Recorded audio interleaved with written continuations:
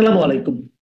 প্রিয় দর্শক, অন্য মঞ্চের আলাপ চাইতে আপনাদের সকলকে আমন্ত্রণ জানাচ্ছি। সুপ্রিয় সুধী, সবাইকে অনেক অনেক প্রীতি ও শুভেচ্ছা। আপনারা সবাই দেখছেন এবং বুঝছেন এবং জানছেন যে বাংলাদেশে আর্মির সাথে সরকারের এবং বিচার বিভাগের একটি টেনশন চলছে। এই টেনশনটির মূল কারণ হচ্ছে বিচার বিভাগে, বিশেষ করে বাংলাদেশ সুপ্রিম কোর্টের অধীনে হাইকোর্ট লেভেলে একটি আদালত চলছে, যেটিকে আন্তর্জাতিক অপরাধ আদালত নামে অভিহিত। এই আদালতটি মূলত গঠিত হয়েছিল 1971 সালে মহান মুক্তিযুদ্ধের সময়ে রাজাকার, আল বদর, আল শামস, নেজামে ইসলাম, মুসলিম লীগ এবং জামাতে ইসলামী তারা প্যারামিলিটারি গঠন করে পাকিস্তানি সামরিক বাহিনীকে সহযোগিতা করেছে, বাংলাদেশের স্বাধীনতার বিরোধিতা করেছে এবং 9 মাসের যুদ্ধে 30 লক্ষ মানুষ, 2.5 লক্ষ নারীকে ধর্ষণ, 30 লক্ষ মানুষকে হত্যা, লক্ষ লক্ষ ঘরবাড়ি পুড়ে ছারখার, অসংখ্য হিন্দুকে মুসলিমে রূপান্তরিত এবং হিন্দু পরিবারগুলোকে নিঃশেষ করে ফেলেছিল।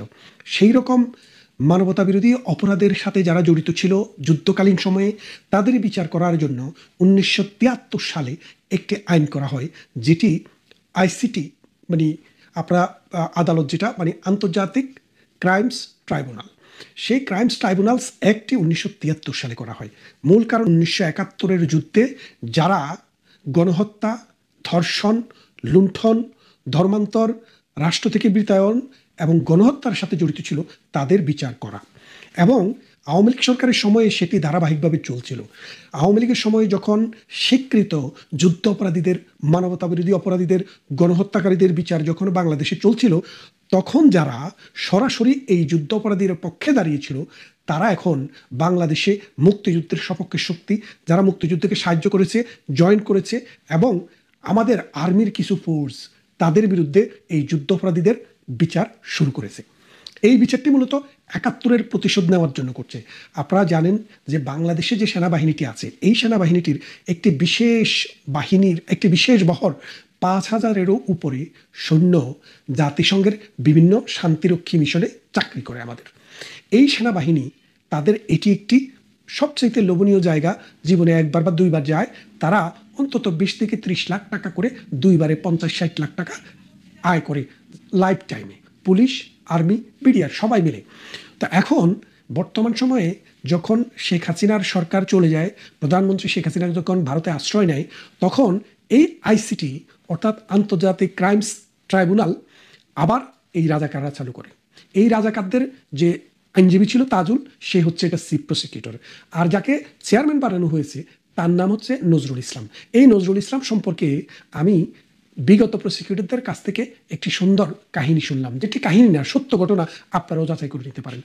নজরুল ইসলামকে আইনমন্ত্রী আব্দুল মতিন খসরু আওয়ামী লীগের মন্ত্রী হওয়া সত্ত্বেও জামাতি এই লোকটিকে নমিনেশন দিয়েছিলেন একজন জাস্টিস হিসেবে সুপ্রিম কোর্টে। পরবর্তীতে যখন চলে তখন তিনি অবসরে যান। তো আপনারা জানেন, অবসরে গেলে 1 বছর পর্যন্ত এলপিআরে থাকে যে কোনো বিচারক অথবা সরকারি কর্মকর্তারা। এই 1 বছরে তাদেরকে ট্রিট করা হয় যে তারা সরকারি চাকরিতে আছে, বেতন পায়, ভাতা পায়, সরকারি বাড়ি পায় এবং অন্যান্য সুযোগ সুবিধা বহাল থাকে। তো তিনি যেদিন এলপিআরে গেলেন, নজরুল ইসলাম সাহেব, সেদিন তিনি 1 সপ্তাহের মাথায় জাস্টিস সিনার কোর্টে যখন এই যুদ্ধাপরাধীর বিচার চলছিল, তখন তিনি গিয়ে ওই যুদ্ধাপরাধীদের পক্ষের আইনজীবী হিসাবে দাঁড়ালেন। তখন প্রসিকিউশন টিম সিরিয়াসলি অবজেকশন দিল যে তিনি তো এখনো জাস্টিস, কারণ এলপিআরে থাকা মানে তিনি আরও 1 বছর জাস্টিস। সুতরাং বাংলাদেশের আইন মোতাবেক, বাংলাদেশের সুপ্রিম কোর্টের রুল মোতাবেক কোনো জাস্টিস যতদিন পর্যন্ত না তিনি পূর্ণাঙ্গ অবসরে যাচ্ছেন, ততদিন পর্যন্ত তিনি ব্যক্তিগতভাবে কোনো ক্লায়েন্টের পক্ষে দাঁড়াইতে পারেন না। তখন জাস্টিস সিনা সাহেব ওই আদালত 1 সপ্তাহের জন্য মুলতবি করেন। সেই ইমোরাল আইন ভঙ্গকারী ব্যক্তিকেই এখন এই শেখ হাসিনার বিরুদ্ধে এবং আর্মিদের বিরুদ্ধে যে বিচারটি হচ্ছে, সেই বিচারের চেয়ারম্যান হিসেবে নিয়োগ করা হয়েছে অবসর থেকে এনে। আচ্ছা, এই দুজনের পরিচয় তো আপনারা পেলেন। এখন যে জায়গাটিতে সমস্যা দেখা দিয়েছে, আর্মির যে প্রধান জনাব ওয়াকারুজ্জামান, তিনি বেশ কিছুদিন আগে প্রেসিডেন্টের সাথে দেখা করেছেন এবং তিনি চিফ জাস্টিসের সাথে দেখা করেছেন। দেখা করে তিনি বলেছেন যে আর্মিতে যারা সার্ভিসে আছে তাদের যদি বিচার হতে হয় আর্মি আইনে হবে, তাদের বিচার সিভিলিয়ানের আইনে হবে না। বাংলাদেশে যদি আর্মি কোনো ক্রাইমের সাথে জড়িত থাকতো, আর্মি যদি দুর্নীতির সাথে জড়িত থাকতো, তাহলে কিন্তু বাংলাদেশের আর্মি জাতিসংঘের শান্তিরক্ষী বাহিনীতে যেতে পারতো না।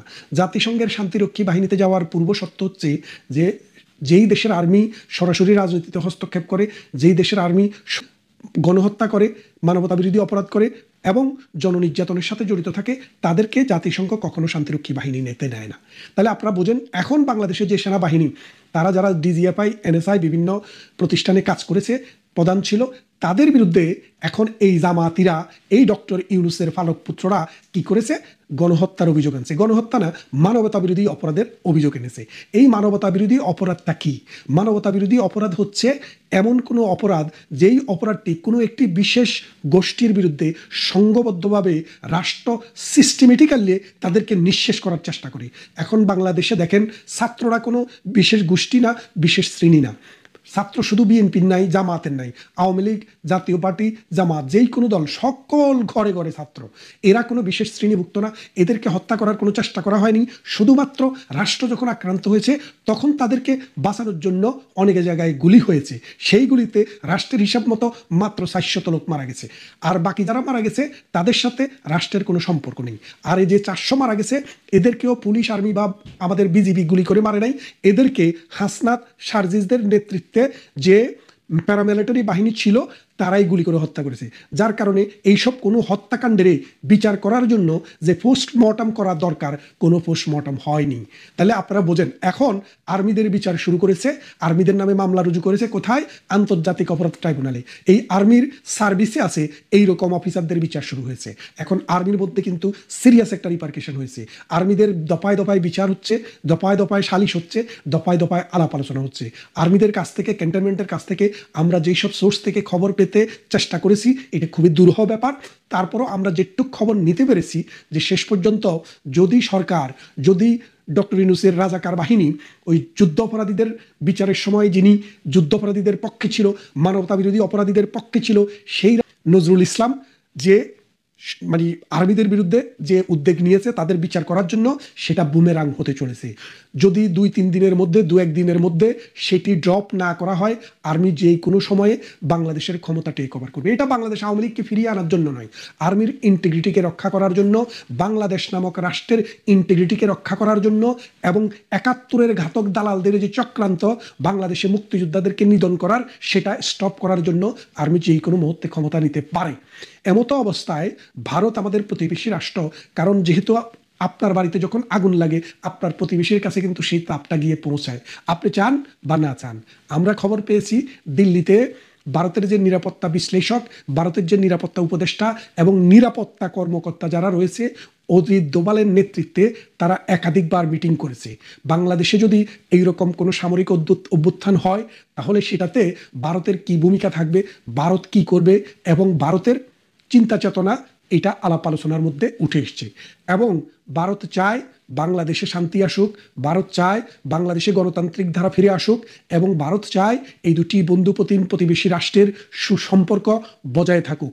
কিন্তু বর্তমানে বাংলাদেশে যে ইউনূস সরকার রয়েছে, রিসেট বাটন টিপ দিয়ে, অর্থাৎ রিসেট বাটন হচ্ছে 1971 যে বাটনটি আমরা ভারতমুখী হয়েছিলাম বাংলাদেশ, কারণ 71-এর মহান মুক্তিযুদ্ধে ভারত আমাদের পাশে এসে দাঁড়িয়েছিল এবং আমাদের যেই কোনো উন্নয়ন কর্মকাণ্ডে, অবকাঠামো, ভৌত এবং সামাজিক অবকাঠামোর বিনির্মাণে, বিদ্যুৎ উৎপাদনে ভারত আমাদের পাশে এসে দাঁড়িয়েছে। আমাদের নদীতে পানি দেওয়ার ক্ষেত্রে ভারত সবসময় উদারতা দেখিয়েছে। এমতো অবস্থায় ভারতমুখী বাংলাদেশ সবসময় গত 53 বছরে ছিল। এখন ডক্টর ইউনূস সেটাকে রিসেট করে পাকিস্তানমুখী করার চেষ্টা করেছে। এই পাকিস্তানমুখিতার ফলে এই বাংলাদেশে আরও যে ঘটনাটি ঘটেছে, সপ্ত নৌবহর কিন্তু আমেরিকা থেকে এসে পড়েছে। আপনারা জানেন আরব সাগরে এসেছিল 1971 সালে, কিন্তু আরব সাগর থেকে এই বঙ্গোপসাগরে আসার আগেই ভারত এবং রাশিয়ার মৈত্রী চুক্তিটি হয়। সেই চুক্তিটি হওয়ার পর আমেরিকা সাহস করে বঙ্গোপসাগরে ওই ঘাতক দালালদের পক্ষে যুদ্ধ করার জন্য, 71-এ পাকিস্তানের পক্ষে যুদ্ধ করার জন্য আর বাংলাদেশে আসতে পারেনি। 53 বছর পর যেই ডক্টর ইউনূসকে আমেরিকা নোবেল পাইয়ে দিয়েছিল, সেই ডক্টর ইউনূসকে দিয়ে এটি গোপন চুক্তি করেছে বাংলাদেশের সাথে এবং সেই চুক্তি মোতাবেক আমেরিকার যুদ্ধজাহাজ আসছে, মানে সামরিক বহর রণতরী আসছে এবং উড়োজাহাজও, সামরিক উড়োজাহাজও কয়েকদিন আগে বাংলাদেশে এসছে, আপনারা দেখেছেন। এমতো অবস্থায় ভারত, চায়না, মিয়ানমার খুবই শঙ্কিত। তারা চিন্তা করছে যে আমেরিকান বেনিয়াদেরকে এখানে এনে একটি ঘাঁটি দিচ্ছে, যেই ঘাঁটিটির মূল কাজ হবে এই দক্ষিণ পূর্ব এশিয়াকে অস্থিতিশীল করা, যুদ্ধ অবস্থা তৈরি করা। এর সাথে ডক্টর ইউনূসের জড়িত এবং এই জামাত ইসলামী এবং বিএনপিরও একটি অংশ আমরা জড়িত বলে শুনেছি। আমরা সঠিক করে বলতে পারছি না, তবে তারাও জড়িত থাকতে পারে, সেটি সময় বলবে। তবে জামায়াতে ইসলামী সরাসরিভাবে তাদের সাথে জড়িত। এখন এই অবস্থায় বাংলাদেশে যে একটি টানটান উত্তেজনা বিরাজ করছে, এই উত্তেজনাকর পরিস্থিতিতে যেই কোনো মুহূর্তে আর্মি ক্ষমতা নিতে পারে। আর্মি যদি ক্ষমতা নেয়, প্রথমেই যাকে গ্রেপ্তার করবেন সেটি হচ্ছে রাজাকারের আইনজীবী তাজুলকে। এই তাজুলকে গ্রেপ্তার করা হবে এবং তার ভবিষ্যৎ কি আছে তার কপালে আপনারা দেখতে পাবেন, এই জাতি দেখতে পাবে। কারণ বাংলাদেশের সেনাবাহিনীর কোনো ডিসপিউট গত 30 বছর 40 বছরের ভিতরেও নেই। অর্থাৎ এরশাদ 30 বছর বলবো আমি, এরশাদের সরকার যখন সেনাবাহিনী সরকার সর্বশেষ জিয়াউর রহমান এবং এরশাদের পর বাংলাদেশে 2006 সালে 7 সালে একবার সেনা শাসক, তারা কিন্তু ডাইরেক্ট ক্ষমতায় আসেনি, তারা পরোক্ষভাবে সিভিল অ্যাডমিনিস্ট্রেশনকে সহযোগিতা করেছে, এখনও কিন্তু করছে। কিন্তু এবার যেটি হবে, সেনাবাহিনী তাদের পছন্দ মতো সিভিলিয়ান দিয়ে রাষ্ট্র পরিচালনা করবে এবং একটি সুষ্ঠু ভোটের জন্য ব্যবস্থা করবে। আর এই লক্ষ্যেই সেনাবাহিনী যেই কোনো সময়ে ক্ষমতা নিয়ে যেতে পারে। আর ভারতও এই বিষয়টিকে গভীরভাবে দেখছে। ভারতের প্রস্তুতি রয়েছে, যদি বাংলাদেশের সীমান্তে ভারত কোনো রকমের সমস্যা আসে, সেটাকে মোকাবেলা করার জন্য শিলিগুড়ি, আসাম, ত্রিপুরা, মিজোরাম এইসব অঞ্চলে ভারত অলরেডি তাদের ব্যবস্থা এবং সৈন্য সমাবেশ করে রেখেছে, যাতে করে যেই কোনো খারাপ অবস্থা মোকাবেলা করা যায়। আসুন, বাংলাদেশের যারা নাগরিক, বাংলাদেশকে যারা ভালোবাসুন, বাংলাদেশে যেন কোনো এনার্কি নেমে না আসে, বাংলাদেশে যেন কোনো ব্লাডশেড না হয়, বাংলাদেশের বিচার আমরা সবাই চাই, কিন্তু সেটা হতে হবে আইনের মাধ্যমে বিচার। ওই রাজাকারেরা মুক্তিযোদ্ধার বিচার করবে, সেই বিচার। বাংলাদেশের আইসিটিতে বিচারের সম্মুখীন 23 জেনারেল সহ আরো অনেকে। প্রশ্ন উঠেছে, এই 23 জেনারেলের পূর্বে যারা এই জাতীয় দায়িত্বে ছিলেন, বর্তমানে যারা আছেন, তাদের পরিণতি কি হবে, সে বিষয়টা নিয়ে আজ কথা বলবো। সুপ্রিয় দর্শক শ্রোতা, আসসালামু আলাইকুম। যে যেখানে আছেন ভালো থাকবেন, সেটাই প্রত্যাশা করি।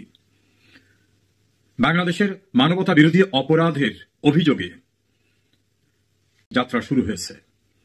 এদের অধিকাংশই সেনাবাহিনীর গুরুত্বপূর্ণ পদে ছিলেন, প্রতিরক্ষা গোয়েন্দা অধিদপ্তরের দায়িত্বে সহ গুরুত্বপূর্ণ পদে ছিলেন। কেউ কেউ এখনো চাকরিতে বহাল আছেন। তাদেরকে মানবতা বিরোধী অপরাধ করেছে, এই অপরাধের অভিযোগে বিচারের সম্মুখীন করা হচ্ছে। আনুষ্ঠানিকভাবে অভিযোগ দাখিল করা এবং গ্রেপ্তারি পরোয়ানা জারি হয়েছে, এটাই বিভিন্ন সংবাদ মাধ্যমে জানা গেছে। এটা নিয়ে সেনা অভ্যন্তরে নানা রকম ক্ষোভ, বিক্ষোভ, অসন্তোষের কথা বিভিন্ন সূত্র জানিয়েছে। তার চেয়ে গুরুত্বপূর্ণ বিষয় হয়ে দাঁড়িয়েছে, যদি সেনাবাহিনীর অভ্যন্তরে আয়নাগর, জয়েন্ট ইন্টারোগেশন সেল এরকম কিছু থেকে থাকে, তাহলে এই যারা বিচারের সম্মুখীন হচ্ছে, এদের আমলে কি এটা শুরু হয়েছে নাকি এর পূর্বেও ছিল? একজন দায়িত্বশীল অবসরপ্রাপ্ত মেজর জেনারেল তিনি বলেছেন, তারেক রহমান বিএনপির ভারপ্রাপ্ত চেয়ারম্যান, তাকেও তো নিয়ে কথিত আয়নাঘরে আটক বা জিজ্ঞাসাবাদ করা হয়েছিল। এরকম আরো অনেকে তো জিজ্ঞাসাবাদের সম্মুখীন হয়েছিলেন সেই 2007 সালের অন-11 সরকার আমলে। তার পূর্বেও বিভিন্ন কারণে এই জয়েন্ট ইন্টারোগেশন সেল বা তাদের যে সেলটাকে বলা হয়, যেটার এখন নাম রাখা হয়েছে আয়নাঘর, পরিচিতিটাই ভয় পেয়েছে, সেখানে জিজ্ঞাসাবাদ করা হয়েছিল। তাহলে সেই সময় যারা দায়িত্ব পালন করেছে, তাদের কৃতকর্ম কি বৈধ ছিল? যদি না থেকে থাকে, তাহলে কি পিছনে যারা এই জাতীয় দায়িত্বে ছিলেন, তাদেরও কি পর্যায়ক্রমে বিচারের সম্মুখীন করা হবে? শেখ হাসিনা সরকারকে সরিয়ে নেওয়ার পরে যারা দায়িত্বে আসছেন, তাদের সময় কি এ জাতীয় জিজ্ঞাসাবাদ হচ্ছে নাকি হয়নি? গুরুত্বপূর্ণ প্রশ্ন। তার চেয়ে গুরুত্বপূর্ণ প্রশ্ন, এই যে জেনারেলদের এখন বিচারের সম্মুখীন করা হচ্ছে, তারা তো কোনো ইন্ডিপেন্ডেন্ট অর্গানাইজেশন বা ইনস্টিটিউশনাল চিফ ছিলেন না। তৎকালীন সময় সেনা প্রধান ছিল, সেনাবাহিনীর দ্বিতীয় প্রধান ছিল, বা প্রতিরক্ষা মন্ত্রী ছিলেন বিভিন্নভাবে। তাহলে যারা ইকবাল করিম ভুইয়া সহ বিভিন্ন সময় যারা সেনা প্রধান ছিলেন, তাদের রেসপন্সিবিলিটিসটাকে কিভাবে দেখা হবে? একজন ফৌজদারি আইন বিশেষজ্ঞের ভাষায় এটা সুপিরিয়র রেসপন্সিবিলিটিজের আওতায় আসতে পারে, যদি এদের কৃতকর্মকে অপরাধ হিসাবে গণ্য করা হয়। কারণ এরা ইন্ডিপেন্ডেন্টলি কোনো কিছু করেনি। এরা তার বিভাগীয় দায়িত্বে নিয়োজিত থাকা অবস্থায় কোনো কৃতকর্ম যদি অন্যায় হয়ে থাকে, তাহলে সেই দায়িত্বে যারা নিয়োগ করেছিলেন, তারা যদি কোনো ব্যবস্থা না নিয়ে থাকেন, তাহলে সুপিরিয়র রেসপন্সিবিলিটিস তাদের উপরে থাকবে। যেমন রেসপন্সিবিলিটিজের অভিযোগে সাবেক আইজিপি চৌধুরী আব্দুল্লাহ আল মামুন এখন বিচারের সম্মুখীন। 200-র উপরে মামলায় তিনি আসামি। আইসিটি মামলায় যদিও তিনি রাজসাক্ষী হয়েছেন, তার পরিণতি কি হবে আমরা জানি না, কিন্তু সে মামলায় তিনি আসামি। আরো প্রশ্ন উঠেছে, বর্তমানে যিনি সেনাপ্রধান তিনি দায়িত্বে আসার পরেই তো 2024 সালের জুলাই আগস্টের যে ঘটনা, সে ঘটনা ঘটেছিল। সে সময় তো তিনি সেনাপ্রধান ছিলেন। তাহলে কি সুপিরিয়র রেসপন্সিবিলিটিজ এর এলিগেশনে তার বিরুদ্ধে অভিযোগ আনা হবে? আজ হোক, পরে হোক, এমনটা কি আনা হবে? এই গুরুতর প্রশ্ন কিন্তু আলোচনা এসেছে। আরো আলোচনা এসেছে, সেনা কর্মকর্তারা যারা ইন সার্ভিস বা চাকুরিতে থাকা অবস্থায় যদি কোনো অপরাধ করেন, তাদের বিচার কি অর্ডিনারি সিভিল কোর্টে বা আইসিটিতে করা যাবে, নাকি সেনা আইনের অধীনে হতে হবে? এই প্রশ্নটি কিন্তু খুবই গুরুতর প্রশ্ন। এই প্রশ্নের এখনো কোনো সঠিক উত্তর কোনো আলোচনায় সেনা পরিদপ্তর থেকে কোথাও দেখা। যারা এই 23 জনের পূর্বে দায়িত্বরত ছিলেন, সে সময় জিজ্ঞাসাবাদের সেল ছিল। এদের পরে যারা দায়িত্বরত, তাদের সময় কোনো ঘটনা ঘটে থাকলে, এবং এই ধারাবাহিকতায় যারা সেনা প্রধান হিসাবে দায়িত্বরত ছিলেন, তাদের ঊর্ধ্বতন কর্তৃপক্ষের যে দায়, যেটাকে সহজে আইনের ভাষায় সুপিরিয়র রেসপন্সিবিলিটিস বলা হয়, সেই দায়ও কি সম্মুখীন? এই প্রশ্নটি সামনে এসেছে। তারাও কি রক্ষা পাবেন, নাকি পর্যায়ক্রমে একের পর এক তারাও মুখোমুখি হবেন বিচারের? এই গুরুতর প্রশ্নটি কি তারা ভেবেছেন, নাকি প্যান্ডোরার বাক্স উন্মুক্ত করে দিলেন, একের পর এক সবকিছু বের হতে থাকবে, আর সেই বের হবার যে কনসিকুয়েন্সটা, যে মিউজিকটা, সেই মিউজিকটা কতজনকে শুনতে হবে সেটা কি ভেবেছেন? সেই প্রশ্ন কিন্তু অত্যন্ত গুরুত্বপূর্ণ প্রশ্ন। এই গুরুত্বপূর্ণ প্রশ্নের সঙ্গে আইন অঙ্গাঙ্গিভাবে জড়িত। আমরা অপেক্ষা করি এই প্রশ্নের।